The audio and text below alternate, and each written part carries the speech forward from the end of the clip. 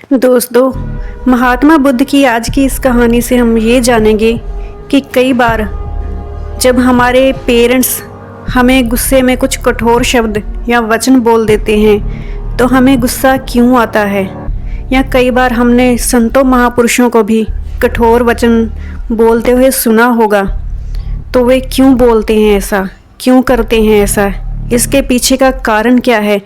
तो चलिए जानते हैं महात्मा बुद्ध की इस कहानी से। एक बार गौतम बुद्ध से अभय नाम के एक राजकुमार ने प्रश्न किया कि क्या बुद्ध आपने कभी किसी को कोई कठोर वचन बोला है।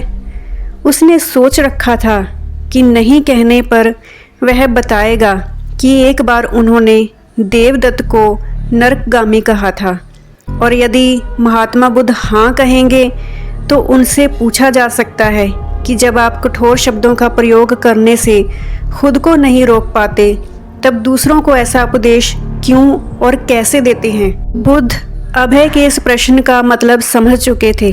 उन्होंने कहा, इसका उत्तर ना तो हाँ में दिया जा सकता है और ना ही ना में। अभय की गोद में उस समय एक छोटा बालक था।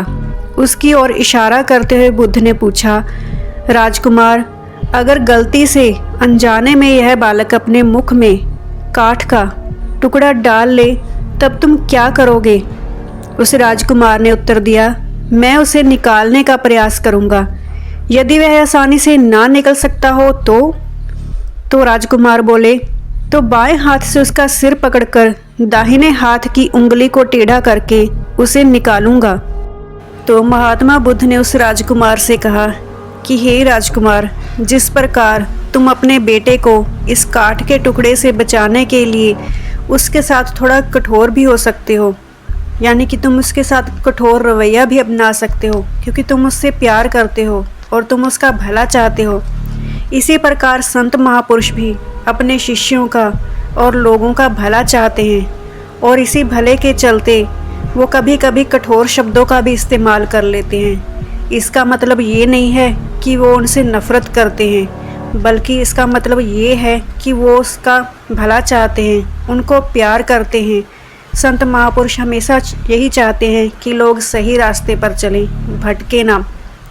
इसी प्रकार हमारे परिवार में भी माता पिता, बड़े बुजुर्ग या हमारे अध्यापक या हमारे सच्चे दोस्त मित्र, वो भी कई बार हमसे कठोर शब्दों में बात करते हैं। तो इसका मतलब ये नहीं है कि वो हमारा भला नहीं चाहते, बल्कि वो ये चाहते हैं कि कभी भी हम गलत रास्ते पर ना चलें, हमेशा सही रास्ते पर चलें और अच्छे काम करें, अच्छे कर्म करें।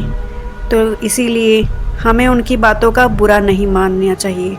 तो आपको ये कहानी कैसी लगी मुझे कमेंट सेक्शन में ज़रूर बताइएगा। तो मिलते हैं नेक्स्ट वीडियो में, तब तक के लिए धन्यवाद।